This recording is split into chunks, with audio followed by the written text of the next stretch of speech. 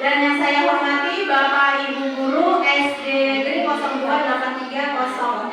Nah, saya ucapkan terima kasih kepada Bapak Ibu Guru yang telah menyempatkan waktunya untuk datang ke ruangan ini dalam acara diseminasi budaya positif. Nah, ini aksi nyata saya, kegiatan aksi nyata saya pembelajaran di calon guru penggerak pada modul 1.4 yaitu tentang budaya positif.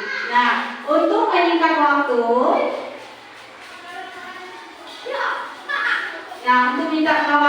marilah kita ucapkan puji dan syukur kepada Allah Subhanahu wa Ta'ala karena pada hari ini kita dapat berkumpul di ruangan ini dalam keadaan sehat. Dan tak lupa pula kita ucapkan, kita berikan salawat kepada Nabi kita Muhammad Sallallahu Alaihi Wasallam. Nah, sekarang acara kita mulai aja dengan mengucapkan Bismillahirrahmanirrahim. Nah, baiklah Bapak Ibu Guru. Nah, untuk menyingkat waktu, di sini saya akan memaparkan penyebaran pemahaman dan penerapan pengalaman budaya positif.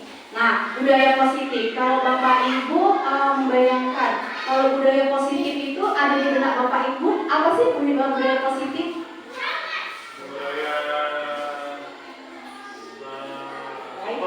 Iya, budaya sopan. Kemudian baik. Kemudian nilai-nilai nilai-nilai kebajikan. Nah, budaya positif. Penting nggak budaya positif kita tanamkan di sekolah kita?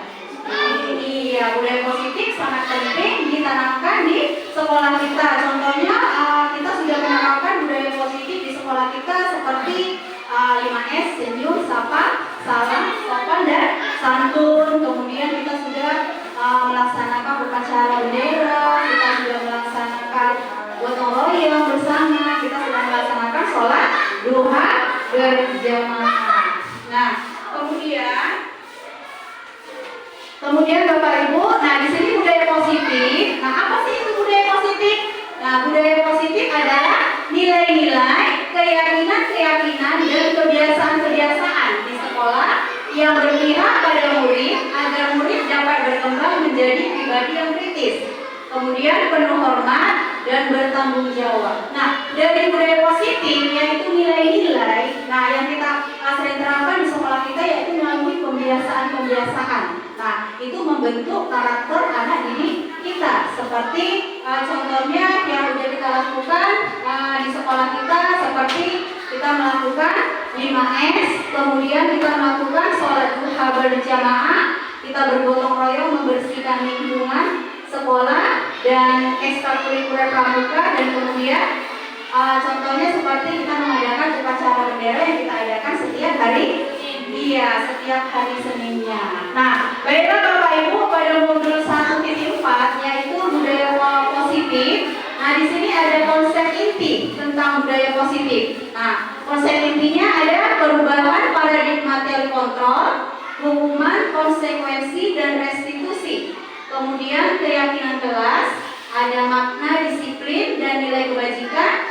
3 motivasi perilaku manusia, kebutuhan dasar manusia, dan segitiga restitusi. Nah, inilah konsep inti daripada budaya positif.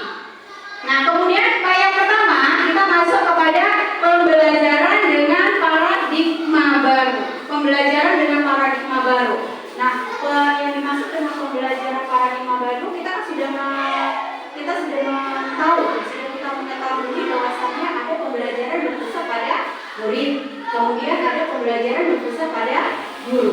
Nah, yang Bapak Ibu lakukan sekarang pembelajaran yang mana? Apakah pembelajaran berpusat pada murid, ataukah pembelajaran berpusat pada guru?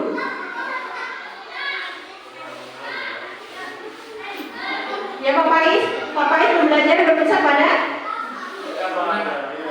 Iya.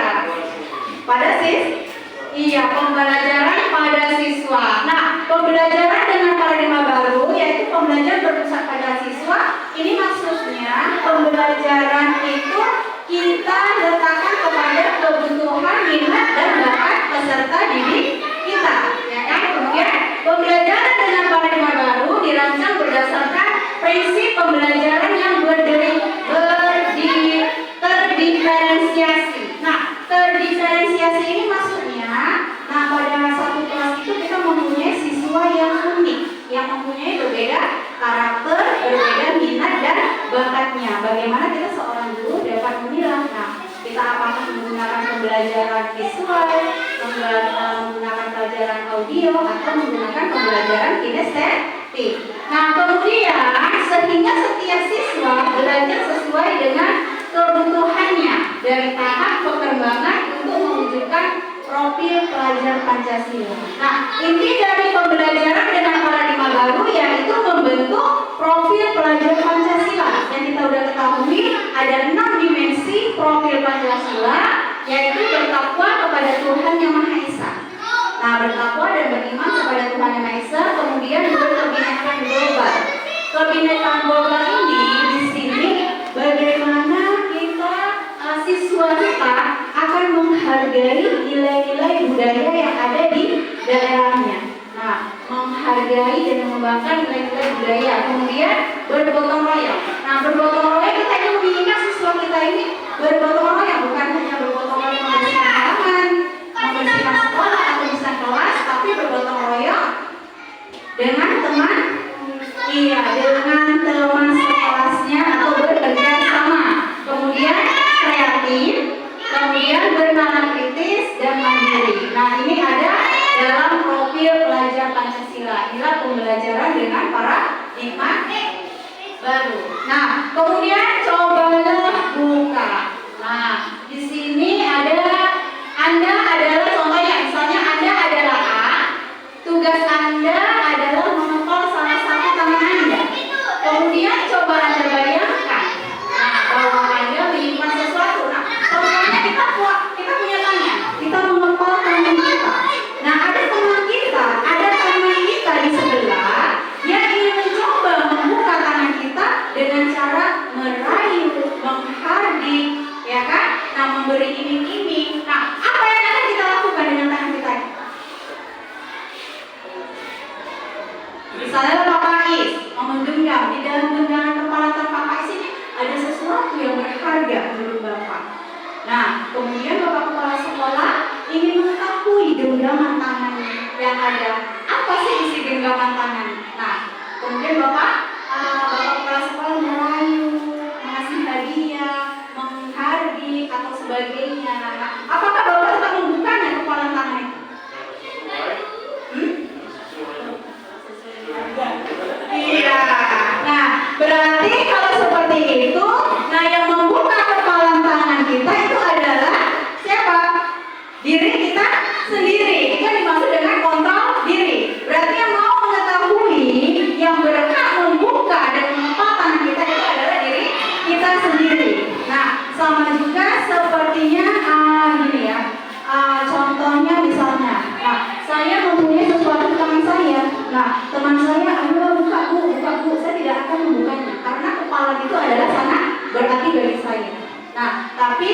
kita lihat juga situasi dan kondisinya. Nah, itulah seperti contoh kontrol diri. Nah, berarti kita tidak bisa dibujuk rayu oleh teman kita apabila kita tidak bisa. Iya, nah itu dia ya Pak, ya Bapak Ibu. Nah, kemudian, di sini ada miskonsepsi tentang teori kontrol. Ada 4 ilusi tentang teori kontrol. Yang pertama, guru mengontrol murid. Nah, guru mengontrol murid. Nah, di sini maksudnya kita bisa menyuruh sesuatu, memerintahkan sesuatu kepada anak murid. Nah, anak murid itu melakukannya atas dasar kemauannya atau atas suruhan kita? Iya, atas suruhan kita. Nah, berarti ilusi itu adalah mereka melakukan sesuatu itu atas dasar perintah, bukan dari dalam diri. Iya, bukan dari dalam diri sendiri. Kemudian ilusi penguatan positif, efektif dan bermanfaat. Nah, contohnya seperti ini. Kita memberikan pembelajaran kepada anak-anak kita, murid-murid kita di dalam kelas. Nah, kemudian siapa yang siap duluan kita kasih hadiah. Nah, penguatan positif itu apakah efektif? Tidak ya Bapak Ibu. Iya, karena anak-anak melakukan pekerjaan itu bukan karena atas kemauannya. Nah, dia menyelesaikannya, aku mau menyelesaikannya lah. Nanti setelah selesai, aku pasti akan dapat hadiah dari buku. Nah, itu disebut dengan penguatan positif, efektif dan bermanfaat. Kemudian kritik dan membuat orang merasa bersalah dapat menguatkan karakter. Nah, ini dimaksudkan kritik dan membuat orang merasa bersalah dapat menguatkan karakter. Ini tidak benar ya Bapak Ibu. Nah, contohnya seperti ini. Kalau kita bilang sama murid kita ini dengan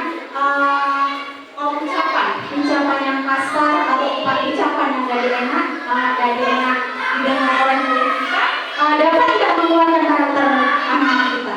Tidak kan Bapak Ibu? Nah, anak-anak kita menjadi down dengan perkataan kita tadi. Nah, kemudian orang dewasa memilih hak untuk memaksa. Nah, di sini maksudnya kita sebagai guru ini kan orang dewasa. Nah, kita memaksa murid kita melakukan sesuatu. Murid kita itu memang melakukan sesuatu apa yang kita suruh. Nah, tapi itu tidak dalam kemauan dia. Nah, kita dapat mengontrolnya. Kita dapat mengontrol diri dia, tapi dia melakukannya bukan dari atas dalam diri dia. Ada paksaan. Nah, ini tentang miskonsepsi tentang kontrol diri. Kemudian Bapak Ibu, di sini adalah mengubah paradigma stimulus respon ke pendekatan teori kontrol. Nah, kalau stimulus respon di sini realitas kebutuhan kita sama. Kalau teori stimulus respon kita meyakini bahwasanya kebutuhan kita itu sama. Padahal kalau teori kontrol kebutuhan kita itu berbeda. Nah, contohnya kebutuhan peserta didik kita, setiap orang itu pasti mempunyai kebutuhan yang berbeda-beda. Kemudian stimulus, semua orang melihat orang yang sama. Semua orang melihat orang yang sama. Nah, di sini dalam teori stimulus respon, dia orang itu disamakan semua. Nah, sedangkan pada teori kontrol, setiap orang memiliki gambaran yang berbeda.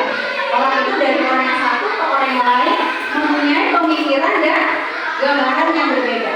Kemudian mengubah paradigma, kita mencoba mengubah orang agar berpandangan sama dengan kita. Nah, kita mau orang itu sama pandangan dengan kita. Tapi kalau di teori kontrol, kita bisa memahami, kita nggak bisa memaksa kehendak kita. Nah, kita harus memahami pandangan orang lain tentang dunia atau tentang orang lain tersebut. Kemudian perilaku guru dilihat sebagai suatu kesalahan. Nah, kalau stimulus respon, kalau orang yang berbuat kesalahan pasti udah dijudge sama orang itu, dia salah.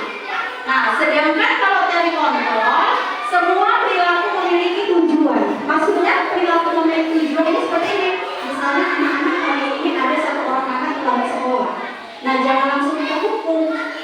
Yang pertama kita tanya, pasti dia terlambat sekolah mempunyai alasan. Nah, mungkin dia akan membantu mamanya dulu, entah mungkin dia kesiangan bangun. Nah, setiap perilaku memiliki tujuan. Kemudian orang lain bisa mengontrol saya. Nah, maksudnya di sini orang lain bisa mengontrol saya. Nah, saya bisa menyuruh orang lain untuk melakukan sesuatu, seperti kita menyuruh diri kita untuk melakukan hal-hal sesuatu.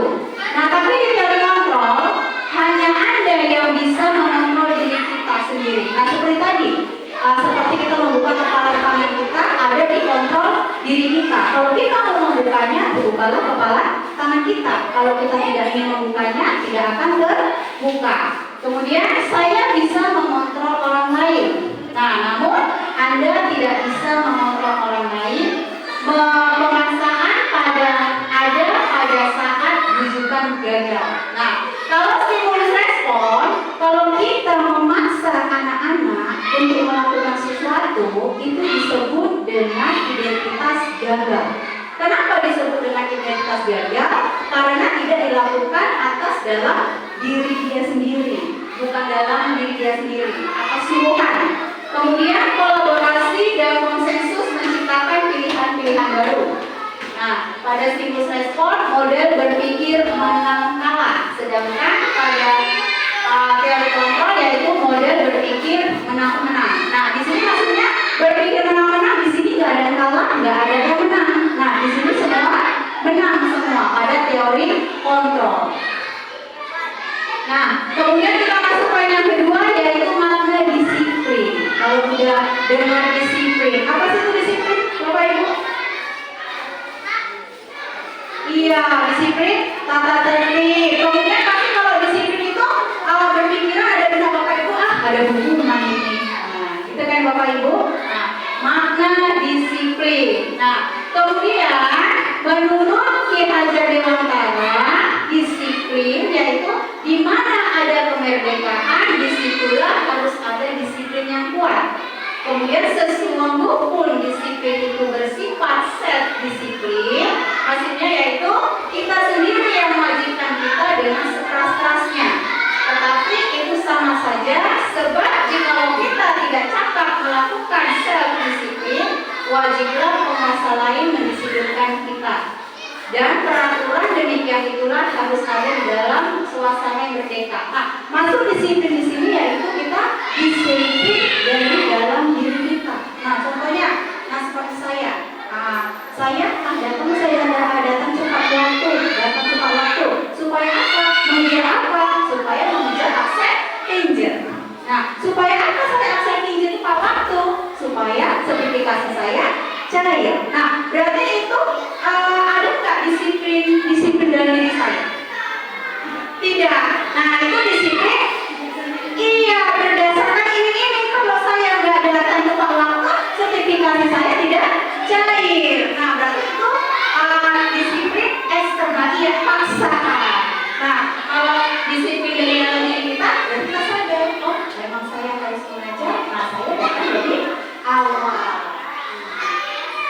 Nah, kemudian disiplin positif itu, Bapak Ibu, akan melahirkan nilai-nilai kebajikan. Nah, yang sudah kita bilang tadi, nilai-nilai kebajikan adalah ada termasuk dalam profil belajar Pancasila. Nah, untuk itu dalam sekolah kita harus menerapkan nilai-nilai kebajikan kepada murid-murid kita. Karena seseorang yang memiliki disiplin diri, berarti mereka bisa bertanggung jawab.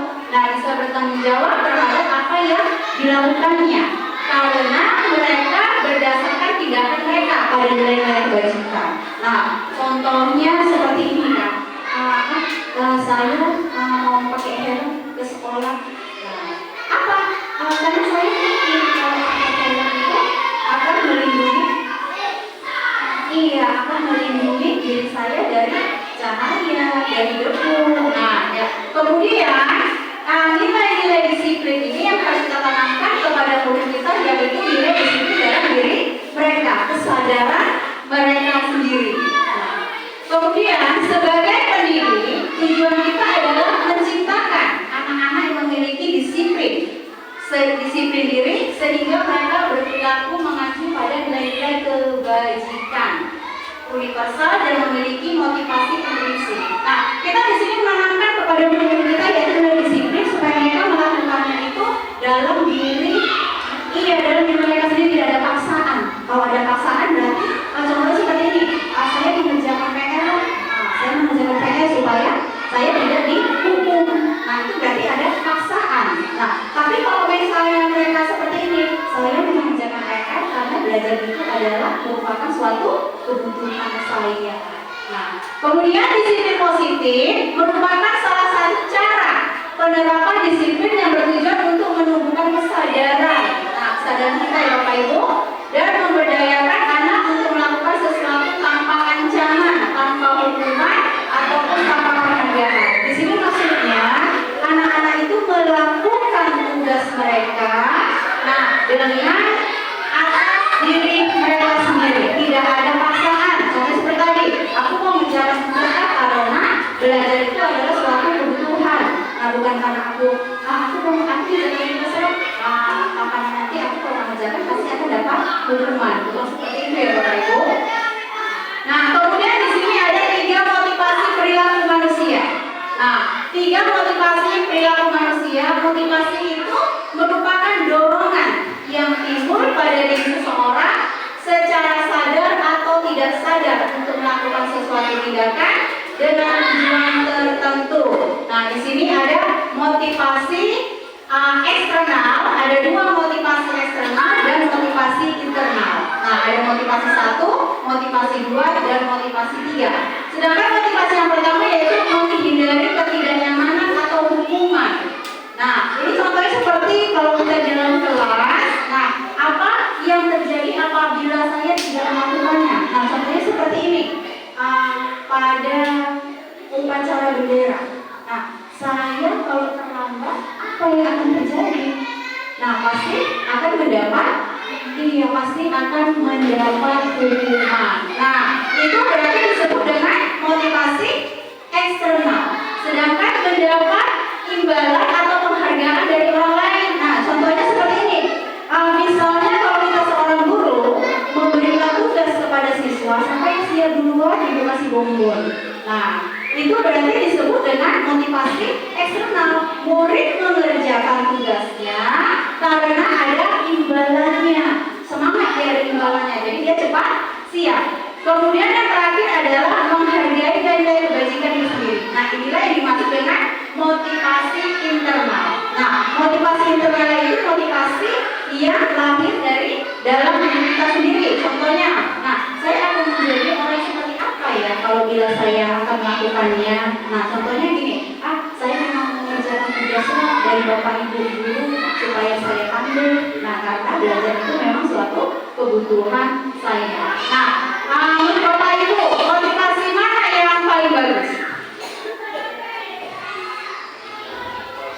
Motivasi 1, 2, atau 3?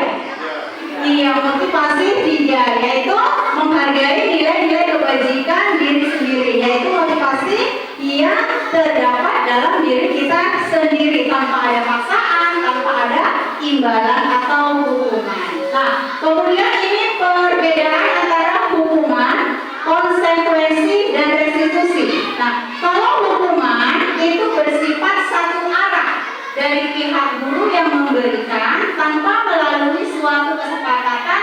Hukuman yang diberikan bisa berupa fisik ataupun psikis. Nah, contohnya seperti ini Bapak Ibu. Nah, pada waktu upacara bendera ada anak murid kita itu yang tidak menggunakan pakaian lengkap. Nah, kemudian setelah upacara bendera kita sampaikan, anak-anak yang nggak lengkap ayo maju ke depan. Nah, yang nggak lengkap itu maju ke depan. Kemudian kita suruh mereka keliling lapangan. Nah, itu yang dimaksud dengan hukuman. Nah, kenapa yang dimaksud dengan hukuman seperti itu? Karena anak-anak itu kita memberikannya satu arah, kita yang memberikannya. Anak-anak itu nggak tahu apa hukuman yang kamu diberikan. Nah, kemudian konsekuensi sudah disepakati murid tidak nyaman untuk jangka waktu pendek berdasarkan suatu data yang umumnya dapat diukur. Kalau konsekuensi ini, nah ini hukuman konsekuensi yang sudah disepakati oleh guru kita. Nah, tapi tidak bisa menggunakan dengan jangka panjang. Ini hanya sementara. Nah, contohnya tadi seperti kita memberi kepada hidup kita ya Bapak Ibu. Kemudian restitusi bukan untuk menakuti kesalahan, namun untuk belajar dari kesalahan. Nah, restitusi memperbaiki hubungan, tawaran bukan paksaan. Kemudian menuntut untuk melihat ke dalam diri yang fokus. Nah, contoh daripada restitusi ini seperti ini Bapak Ibu. Nah, misalnya ada anak murid kita yang terlambat datang ke sekolah. Nah, kita tanya, nah, kenapa kamu terlambat sekolah? Apa alasan kamu? Nah, kemudian, bukan kita yang menghukum anak-anak itu, anak-anak itulah yang memberikan solusinya. Nah, solusinya agar dia bertanggung jawab atas kesalahannya. Itu dimaksud dengan restitusi. Nah, kemudian tadi hubungan ya Bapak Ibu. Nah, hubungan ada sesuatu yang menyakitkan harus terjadi, kemudian membuat anak sakit. Nah, atau fisik atau maupun hatinya dalam jangka waktu yang lama, anak membenci kedisiplinan. Nah, hubungan itu berupa paksaan. Hukuman itu berupa paksaan dan anak belajar untuk menyembunyikan kesalahan. Anak marah, merasa bersalah, dipermalukan, merasa tidak dihargai. Sedangkan konsekuensi, sesuatu harus terjadi membuat anak merasa tidak nyaman dalam waktu jangka pendek.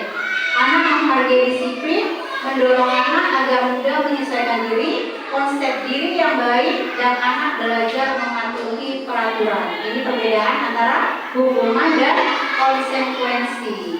Nah, kemudian sekarang kita masuk ke yang restitusi. Nah, apa itu restitusi Bapak Ibu? Nah, restitusi adalah proses penciptaan kondisi bagi murid untuk memperbaiki kesalahannya, sehingga mereka bisa kembali pada kelompok mereka dengan karakter yang lebih kuat. Restitusi juga merupakan proses kolaboratif yang mengajarkan murid untuk mencari solusi untuk masalah mereka dan membantu murid berpikir tentang orang seperti apa yang mereka ingin menjadi tujuan dia dan bagaimana mereka harus memperlakukan orang lain. Nah, contoh restitusi tadi seperti tadi ya Bapak Ibu. Nah, kita menanyakan jika anak terlambat sekolah, kita tidak langsung memberikan hukuman. Kita tanya dulu anak-anak.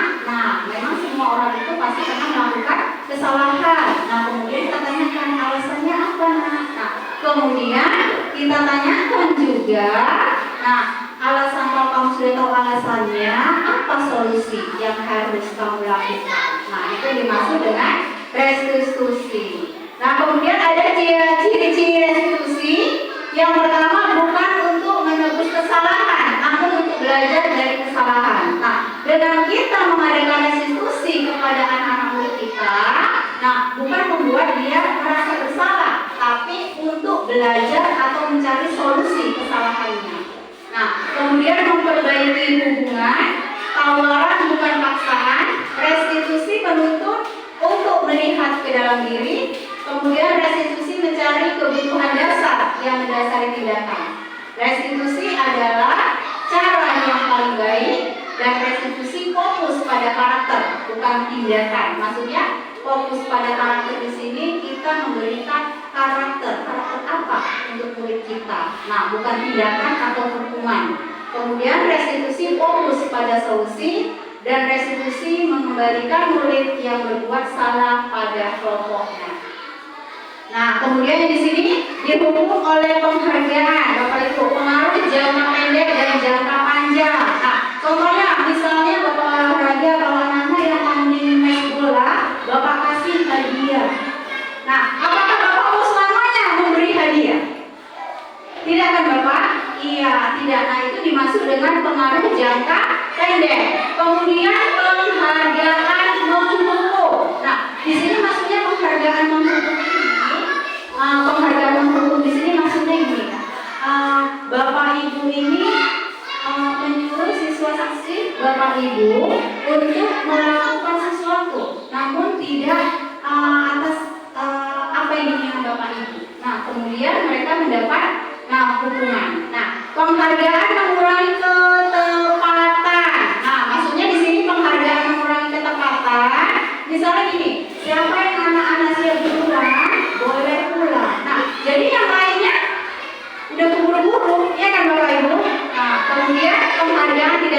positif. Nah, dari tadi anak-anak yang siap duluan, nah kemudian yang belum siap, menjadi penghargaan itu tidak efektif. Kemudian penghargaan merusak hubungan. Yang dimaksud penghargaan merusak hubungan di sini seperti ini. Misalnya siapa yang bisa lari atau menyemes bola, bapak kasih bonbon atau bapak kasih hadiah. Nah, yang lainnya pasti kalau nggak dapat itu akan merasa kecewa. Kemudian penghargaan menurunkan kualitas. Nah, seperti ini. Penghargaan menurunkan kualitas seperti tadi. Siapa yang siap duluan boleh pulang. Iya kan Bapak Ibu?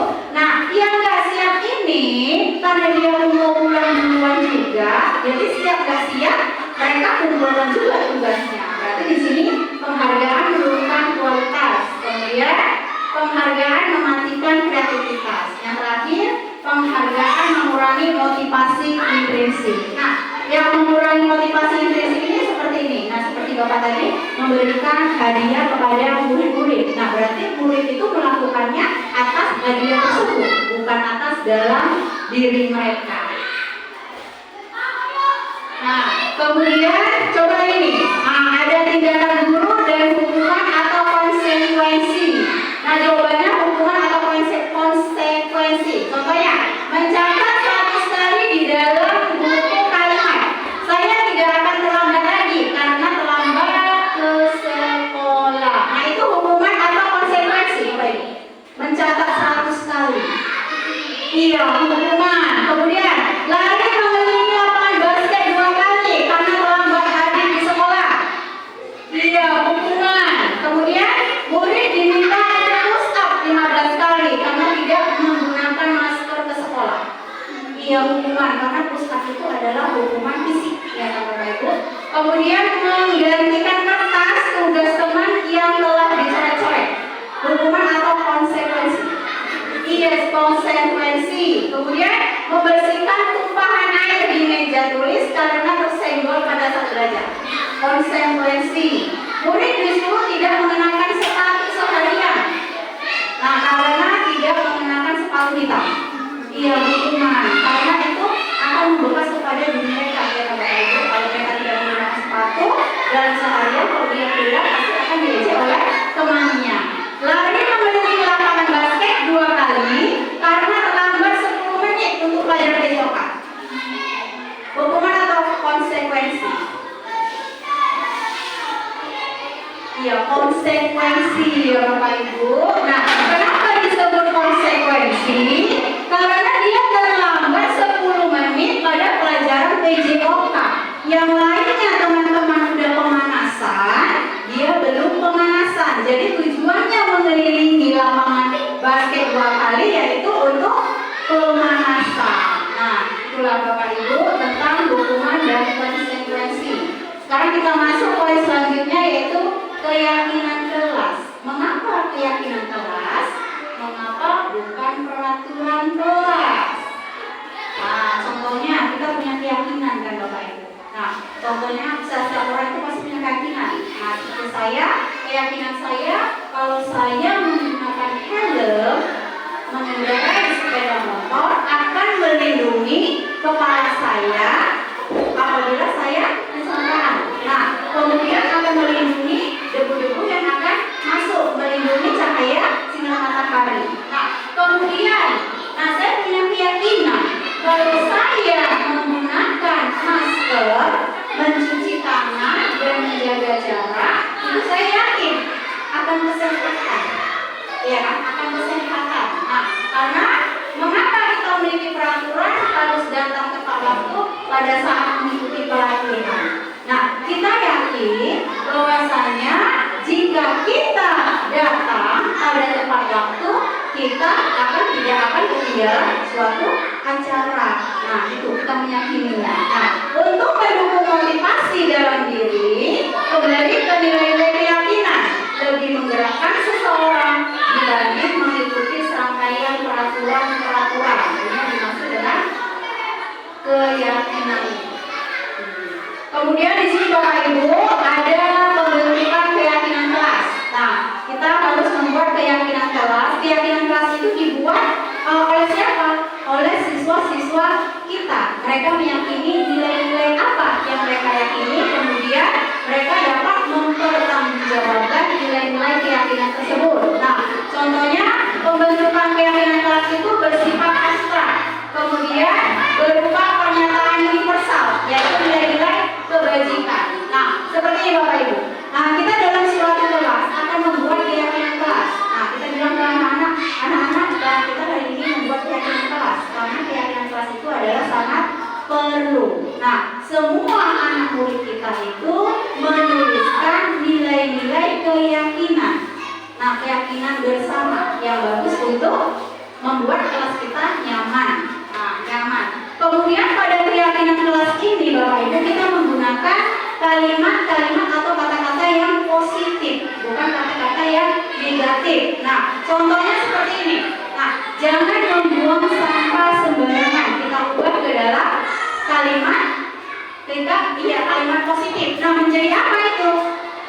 Iya, buang sampah pada tempatnya. Atau misalnya jangan suka mengejek-ejek teman-temannya. Nah, kalau kita buat ke dalam kalimat positifnya, nah kita ubah dengan kalimat positifnya menjadi jangan berkata sopan. Iya, sopan berkata sopan dan menghargailah kepada teman-temannya. Nah, kemudian setelah kita membuat keyakinan kelas, kita pilah, kita kerucutkan mana yang disetujui oleh murid-murid kita. Nah, setelah kita disetujui oleh murid-murid kita, keyakinan kelas itu kita tempelkan ke dinding, kemudian kita buat kesepakatan anak-anak agar mempertanggungjawabkan apa yang mereka buat. Kemudian dengan cara membubuhkan tanda tangan atau stempel. Nah, itu cara membuat keyakinan kelas. Nah, kemudian seperti ini peraturan keyakinan kelas. Nah, selalu kembalikan buku ke tempatnya. Kalau keyakinan kelasnya dimaksud dengan bertanggung jawab ya Bapak Ibu. Kemudian dilarang mengganggu orang lain. Nah, keyakinan kelasnya bisa kita buat menghormati orang lain. Hadir di sekolah 15 menit sebelum pembelajaran dimulai. Bisa kita buat menghormati orang lain. Dilarang melakukan kekerasan. Kita bisa buat menghormati orang lain untuk keselamatan. Kemudian dilarang menggunakan narkoba. Nah, kita bisa buat kesehatan bergantian atau menunggu giliran, yaitu kita bisa buat menghormati orang lain, menggunakan masker, kesehatan, jangan berlari di kelas atau koridor. Nah, kita buat dengan keselamatan. Nah, kemudian salah satu langkah untuk mewujudkan disiplin positif di dalam kelas adalah yang pertama kita membuat keyakinan kelas dulu Bapak Ibu. Kenapa? Karena keyakinan kelas itu dibuat atas kesepakatan murid-murid yang ada di dalam kelas tersebut. Nah, masuk kita poin selanjutnya. Nah, kebutuhan dasar manusia. Pasti kita semua orang punya kebutuhan dasar ya Bapak Ibu. Nah, apa itu kebutuhan dasar? Nah, kebutuhan dasar adalah segala sesuatu yang kita lakukan untuk mendapatkan apa yang kita inginkan. Seluruh tindakan yang kita lakukan memiliki tujuan tertentu, dan semua usaha terbaik yang kita lakukan adalah dalam rangka agar kebutuhan dasar kita terpenuhi dengan baik. Ini dimaksud dengan kebutuhan dasar. Kemudian ada 5 kebutuhan dasar manusia Bapak Ibu. Yang pertama yaitu bertahan hidup, kemudian kasih sayang dan rasa diterima, penguasaan, kebebasan dan kesenangan. Nah, yang dimaksud dengan bertahan hidup adalah di sini makanan, pakaian, tempat tinggal, keamanan, kesehatan.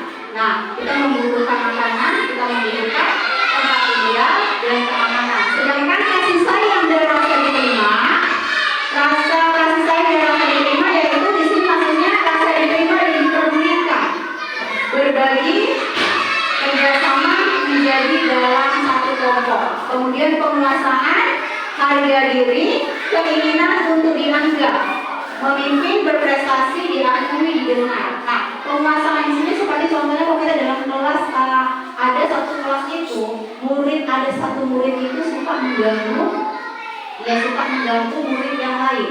Nah, mereka itu adalah mereka itu penguasa.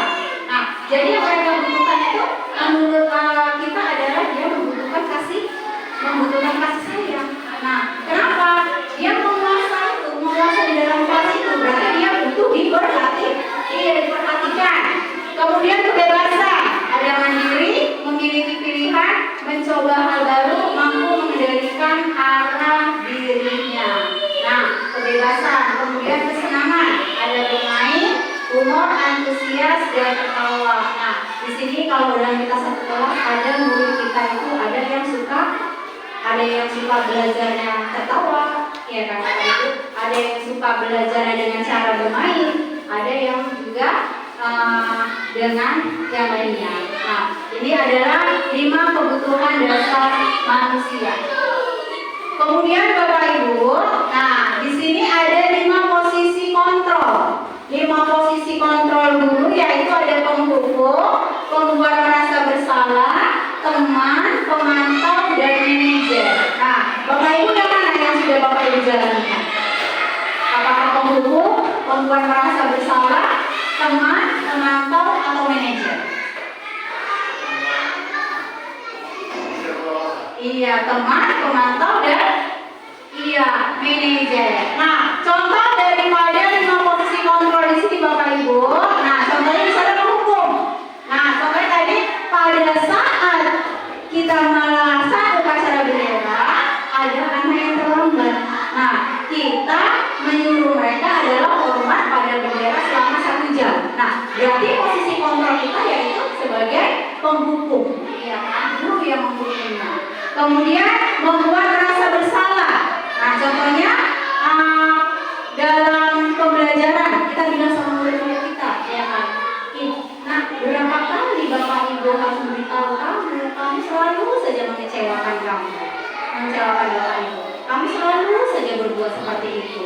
Berarti kita sebagai guru adalah posisi kontrol pada membuat merasa bersalah. Kenapa? Karena membuat murid kita menjadi kecewa. Kemudian manajer, nah tidak memakai atribut lengkap saat upacara bendera. Nah, perkataan yang biasa dikatakan oleh manajer adalah, apakah kamu tahu kesalahanmu? Kira-kira bagaimana kamu memperbaiki kesalahanmu? Nah, inilah posisi kontrol manajer. Kalau posisi kontrol teman tadi yang kita ucapkan kepada siswa kita, ayolah nak, bantu ibu, siapkan, jangan malas-malas lagi, ya kan? Nah, itu posisi kontrol sebagai teman. Nah, dari kelima posisi kontrol dan teman, contoh tadi, ayolah nak, lakukan demi Bapak dan Ibu. Kemudian pemantau, contohnya diucapkan oleh posisi kontrol pemantau, yaitu apakah kamu mendapatkan stiker bintang hari ini? Nah, contohnya seperti ini. Kita menyuruh siswa kita melakukan sesuatu, kemudian apabila dia melakukannya, kita akan memberi hadiah, atau stiker, ya kan Bapak Ibu. Nah, dari kelima posisi kontrol yang disebutkan tadi, ada penghukum, merasa bersalah, teman, kemudian ada pemantau dan manajer. Dari kelima tersebut adalah posisi kontrol yang mana yang selama ini Bapak Ibu gunakan? Iya, yang kelima, posisi yang ideal itu adalah posisi manajer. Nah, kita akan menggunakan posisi manajer, yaitu posisi yang ideal. Kemudian, nah seperti ini ya Bapak Ibu. Nah, ada misalnya pertanyaan, siapa yang menyatakannya? Nah, saya kecewa sekali dengan kamu. Nah, itu sebagai posisi kontrol membuat orang merasa bersalah. Kemudian, kamu tidak pernah benar melakukannya. Nah, itu penghukum. Ayolah nak, lakukan demi ibu atau bapak. Nah, itu sebagai posisi kontrol teman. Kemudian, apakah kamu mau mendapatkan stiker bintang hari ini? Posisi kontrol pemantau. Kemudian, bagaimana kamu bisa menyelesaikan masalah ini? Yaitu posisi manajer. Kemudian, kamu selalu yang paling terakhir. Itu disebut posisi penghukum. Nah, yang terakhir Bapak Ibu, segitiga restitusi. Nah, Bapak Ibu udah pernah dengar nggak segitiga restitusi? Iya, saya juga belum pernah dengar. Baru saya dengar dalam modul ini, kegiatan ini baru saya tahu apa itu segitiga segitiga restitusi. Nah, mungkin kita sudah melakukannya di sekolah, cuman kita tidak mengikuti tahap-tahap segitiga restitusi dan kita nggak tahu apa sih itu segitiga restitusi. Padahal kalau kita udah tahu, oh sudah saya lakukan di sekolah. Nah, segitiga restitusi yaitu suatu proses dialog yang dijalankan oleh guru agar dapat menghasilkan murid yang mandiri dan bertanggung jawab. Nah, ada 3 tahapan segitiga restitusi. Yang pertama, menstabilkan identitas. Yang kedua, validasi tindakan yang salah. Dan yang ketiga, menanyakan keyakinan. Ini tahapan daripada segitiga restitusi. Misalnya seperti ini, menstabilkan identitas yaitu bertujuan untuk mengubah identitas anak dari orang yang gagal karena melakukan kesalahan menjadi orang yang sukses. Nah, contohnya kalau anak ada yang terlambat ke sekolah, nah biasa kita selalu berkata seperti ini. Nah, berbuat salah itu tidak apa-apa, nah kata-kata yang sudah gunakan. Nah, kemudian tidak ada manusia yang sempurna. Saya juga pernah melakukan kesalahan seperti itu. Bapak Ibu tidak mencari siapa yang salah, tetapi Bapak Ibu mencari solusi dari permasalahan ini. Nah, ini yaitu posisi menstabilkan identitas. Nah, kemudian memvalidasi yaitu untuk membantu murid mengenali basicnya atau kebutuhan dasar yang ingin dipenuhinya ketika melakukan kesalahan. Nah, kita dengan cara menanyakan, coba ceritakan apa alasannya kamu melakukan hal itu? Apa alasannya kamu melakukan tersebut? Nah, kemudian kamu pasti punya alasan mengapa kamu melakukan tindakan-tindakan tersebut. Inilah diucapkan pada validasi kebutuhan. Kemudian yang terakhir, menanyakan keyakinan. Nah, bertujuan agar anak melihat kesalahannya dihubungkan dengan norma sosial dan nilai-nilai mendasari manusia berinteraksi dengan orang lain. Nah, contohnya apa nilai kita percaya di kelas sekolah? Nah, seperti Bapak Ibu, misalnya ada murid kita yang terlambat. Nah, kita jangan selalu menjas murid kita. Kita bertanya, kenapa kamu hari ini terlambat? Nah, apa masalah kamu?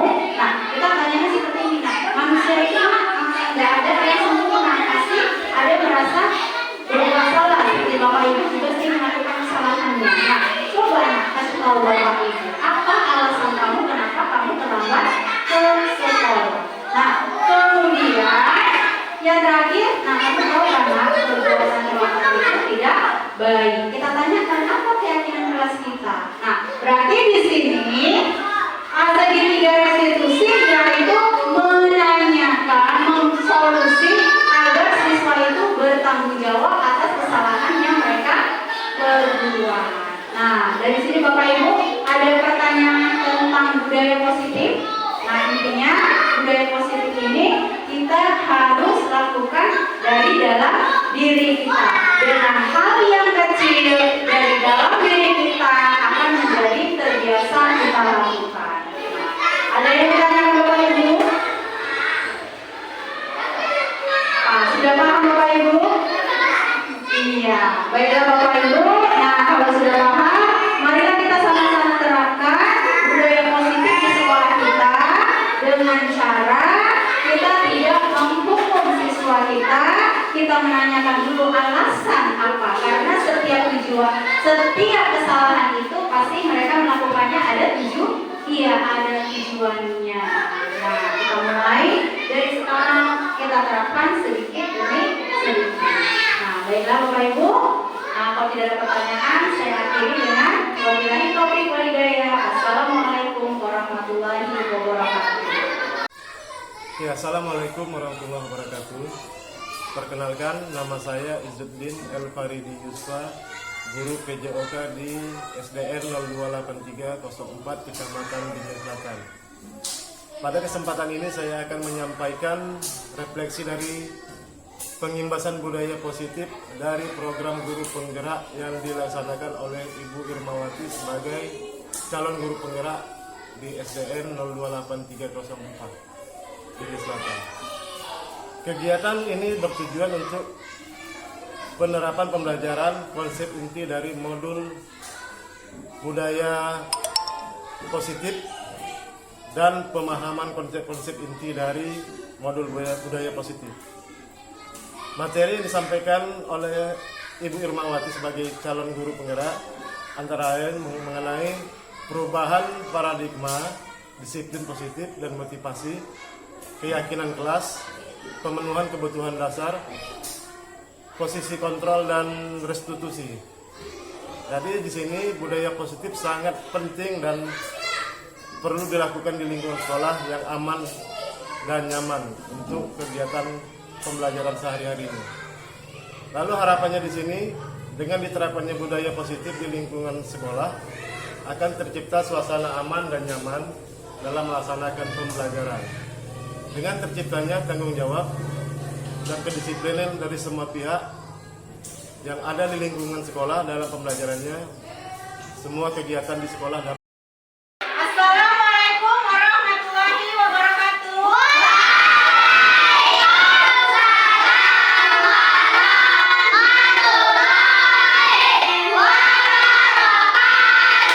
Ya, apa kabarnya hari ini anak ibu guru?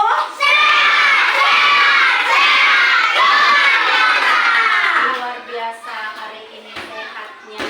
Nah, hari ini kita akan membuat tentang keyakinan kelas. Nah, pernah dengar belum sebelumnya tentang keyakinan kelas? Iya, sudah Bu. Berarti sudah pernah buat? Iya. Nah, sekarang Ibu mau menjelaskan sedikit tentang keyakinan kelas, ya kan? Nah, keyakinan kelas itu sama dengan peraturan. Kamu pernah nggak mendengar peraturan-peraturan? Mendengar peraturan kan? Nah, ada peraturan sekolah, ada tata tertib. Ya, ada tata tertib sekolah. Namun, di sini keyakinan kelas. Nah, bukan peraturan kelas. Kita membuatnya menjadi keyakinan kelas, bukan peraturan kelas. Ya kan? Bukan peraturan kelas. Nah, bagaimana cara membuatnya? Nah, keyakinan kelas itu kita buat dengan menggunakan kalimat-kalimat yang Berbeda. dengan kata-kata yang Sama. iya, dengan kata-kata yang positif, bukan kata-kata yang negatif, ya kan? Nah, contohnya seperti apa keyakinan kelas Saling itu? membantu. Iya, pandai saling membantu. Misalnya kalau kamu buat jangan buang sampah sembarangan, kita nggak boleh jangan buang sampah sembarangan. Nah, kita keyakinan kita kelas, kita membuat menjadi jaga kebersihan atau buanglah sampah pada tempatnya, ya, atau buanglah sampah pada tempatnya. Nah, kenapa kita buat keyakinan kelas? Kenapa kita buat keyakinan kelas? Nah, karena keyakinan yang kita buat itu berdasarkan atas kesepakatan bersama dan kamu juga semua yang membuat, ya kan? Nah, kenapa dibuat? Agar nilai-nilai yang kamu buat itu kamu yakini dan kamu pertanggungjawabkan. Nah, itu tentang keyakinan kelas. Sampai sini sudah paham? Kalau sampai sini sudah paham, Ibu akan membagikan sticky note. Nah, sticky note ini Ibu akan bagikan satu orang satu. Nah, kemudian nanti kamu buat keyakinan kelas kamu, ya, keyakinan kelasmu. Nah, dengan menggunakan kata-kata yang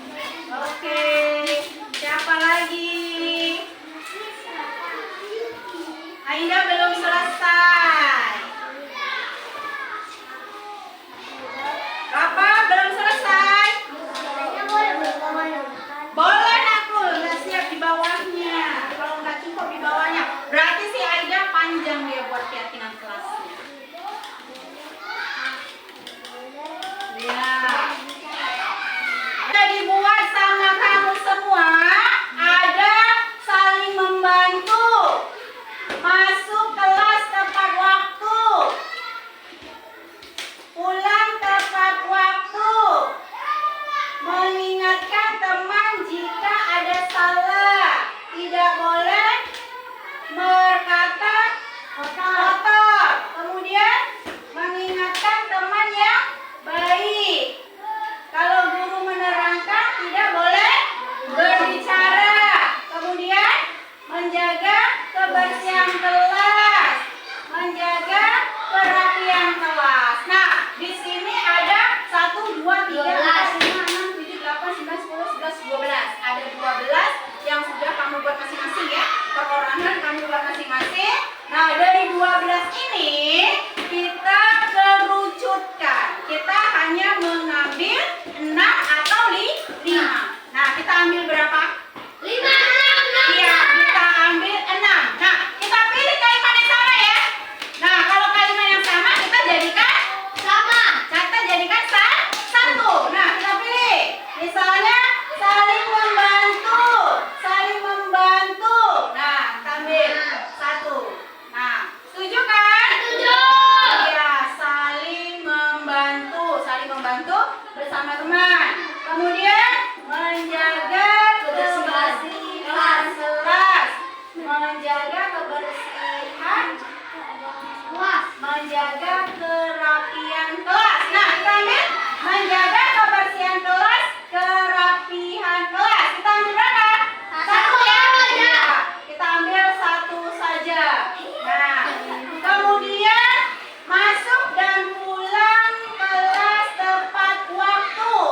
Nah, masuk Enggak habis lu. tepat waktu. Oke, kita ambil 1 ya. Duduk. Iya, kita ambil 1. Kita lakukan di sini. Nah, ini yang sama, kita ambil 1. Kemudian berbicara sopan dan baik. Setuju sepakat? Setuju. Iya, setuju. Ini jaga kebersihan tadi enggak? Kita ambil 1. Nah, kemudian mengingatkan teman jika ada salah. Nah, setuju? Setuju? Iya, setuju. Ini kalau guru menerangkan tidak boleh berbicara. Ya, ini kita ambil 1. Ini ada 6. Nah, bagaimana kita sepakati? Setuju sepakat semua? Enggak. Sepakat semua? Enggak. Mana yang sepakat? Yang orange. Yang orange. Yang orange yang mana tuh? Kalau guru menerangkan tidak boleh berbicara. Setuju sepakat? Saling membantu, menjaga kebersihan kelas dan kerapian kelas, kemudian berbicara sopan dan baik. Ya, kemudian berbicara sopan dan baik itu kepada teman dan kepada guru. Nah, kemudian masuk kelas tepat waktu, masuk dan pulang sekolah tepat waktu. Kemudian mengingatkan teman jika ada masalah. Betul. Kemudian yang satu lagi, iya, jika guru menerangkan tidak boleh ribut. Oke, kita sepakat. Ada 6 kesepakatan kelas kita, keyakinan kelas kita. Ada? Oke, 6 kita sepakati ya nakku. Ada 6, yaitu saling membantu, menjaga kebersihan kelas, berbicara sopan dan baik. Aku juga enggak. Mengingatkan teman jika ada masalah. Ya, Nah, kemudian jika guru menerangkan kita tidak boleh Berbicara. Iya, tidak boleh berbicara.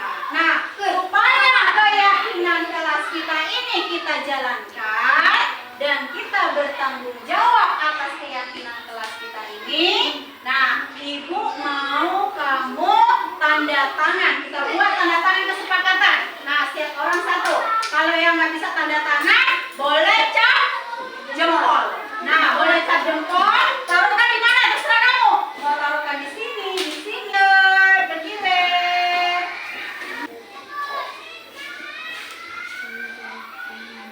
Oke, buat. Nah, terserah ya mau di mana ya, nakku. Ibu. Ayo, damai. Ayo, damai. Ayo, jangan.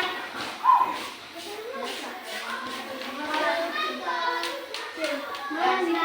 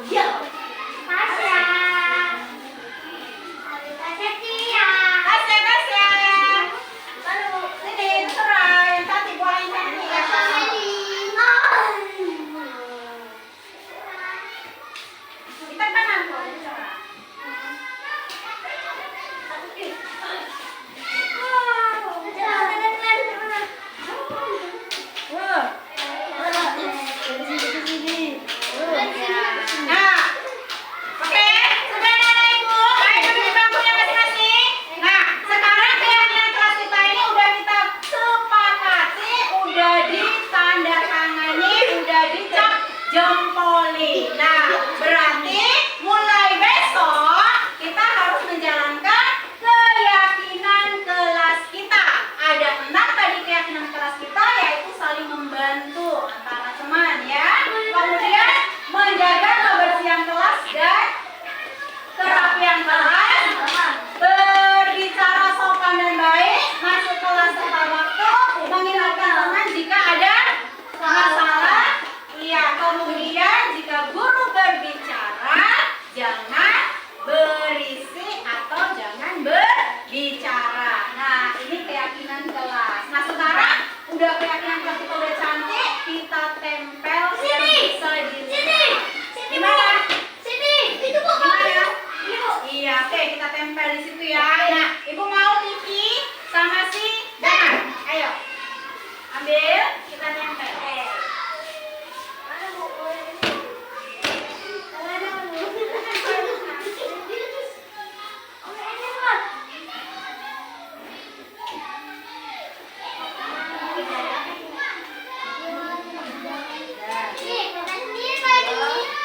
Oke, nah, ayo. Tempel. Ya.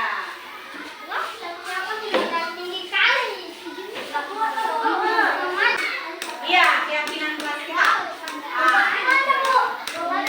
Udah, gitu aja. Yang penting dia udah tertempel. Udah, ya. Udah, ayo.